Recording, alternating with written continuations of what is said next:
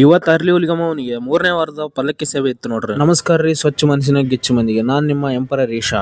ನಾನು ಬೆಳಗ್ಗೆ ಜೆ.ಕೆ.ನವ್ರ ಅಂಗಡಿ ಹೋಯ್ದೆ, ಅದಕ್ಕೆ ಅವನು ಖುಷಿಯಾಗಿ ನಾಷ್ಟ ಕೊಡಿಸಿದ್ನ. ನಾಷ್ಟ ಮಾಡ್ಕೊಂಡು ತಿರ್ಗಾ ಜೆ.ಕೆ ಅಂಗಡಿ ಬಂದ್ವಿ. ಇಲ್ಲಿ ನೋಡಿದ್ರೆ ನಮ್ಮ ಹುಡ್ರು ವಿಡಿಯೋ ಮಾಡಕ್ಕೆ ಹೋದ್ರೆ ಹೆಣ್ಮಕ್ಳು ನಾಚ್ಕೊಂತಾರೆ. ಅಲ್ಲಿಂದ ಸೀದಾ ಬಜಾರ್ನಾಗ ಬಂದು ನಮ್ಮ ಚಿಮ್ಟು ಬಾಯಿನ ಮಾತಾಡಿಸ್ಕೊಂಡು ನಾನು ಓಂಕಾರ ಜೆ.ಕೆ ಕೊಡಿಸಿದ್ದು ನಾಷ್ಟ ಸರಿ ಹೋಗ್ಲಿಲ್ಲ ಅಂತ ಮತ್ತೆ ನಾಷ್ಟ ಮಾಡಕ್ಕೆ ಹೋದಿವಿ.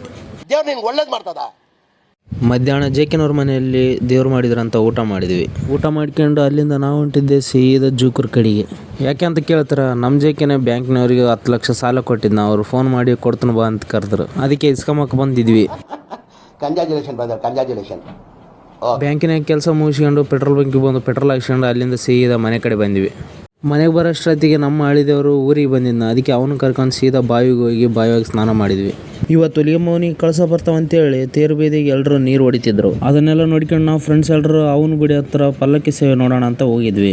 ಅವನಿಗೆ ಮಹಾಮಂಗಳಾರತಿ ಮಾಡಿ ಪಲ್ಲಕ್ಕಿ ಹೊರಗೆ ತೆಗೆದು ಗುಡಿ ಸುತ್ತ 5 ಪ್ರದಕ್ಷಿಣೆ ಮಾಡಿ ಊರಿನ ಜನ ಎಲ್ಲರೂ ಅವನ ಆಶೀರ್ವಾದ ಪಡ್ಕೊಂಡ್ರು.